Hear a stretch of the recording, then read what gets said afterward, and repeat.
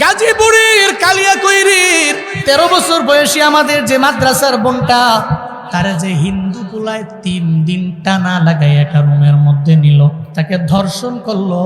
এই মেয়েটার চোখের পানি ফেলে ফেলে কান্না করলো। যুবকরা যারা তোমরা মোবাইল চালাও, তোমরা দেখলে রে বাবা, এই যে মেয়েটা চোখের পানি ফেলে ফেলে কান্না করে, কবের ঘটনা, কয় 2 মাস আগের ঘটনা।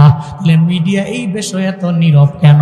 কেন এই বিষয়ে ওই হিন্দু ছেলেটা আমাদের মুসলমান মাদ্রাসার একটা মেয়েরে যে রুমের মধ্যে নিল, তাকে ধর্ষণ করলো, তারে কেন ধর্ষক বইলা গ্রেপ্তার কেন করলো না, মামলা কেন নেয় না? আমি একথাও শুনেছি, ওই ব্যক্তির বিরুদ্ধে, হিন্দু ছেলের বিরুদ্ধে মামলা দেওয়ার পরে মামলা নিয়ে গেল, মামলা পর্যন্ত এরা নেয় না। অথচ মাদ্রাসার হুজুরেরা ধর্ষক। এটা হইলেই পুরো মিডিয়া এত গরম কেন? এত গরম হুজুরের বেলায় দোষ, অন্যের বেলায় কেন দোষ নাই? হিন্দুর বেলায় কেন দোষ নাই? কেন হিন্দুর এত চাটুকারিতা কেন?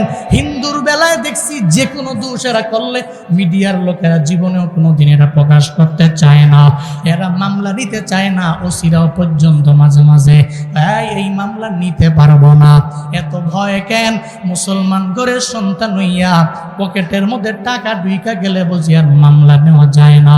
মনে রাখবা, এই বাংলাদেশের প্রশাসনের লোকেরা, তোরা যারা হারাম হয়েতে পকেটের মধ্যে টাকা ঢুকার পরে হুজুরের দোষটারে বড় করে মিডিয়ার মাধ্যমে দেখাও, আর হিন্দু ছেলে অন্যায় করার পর তার যে অন্যায়টা, এটা মিডিয়ার মধ্যে যে তোরা দেখাও না।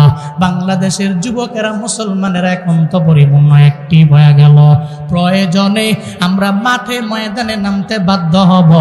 আমাদের মুসলমানের ঘরের কোনো সন্তানের ক্ষতি হবে, এটা মুসলমানেরা জীবনে কোনোদিন মেনে নিতে পারে না, ঠিক কিনা?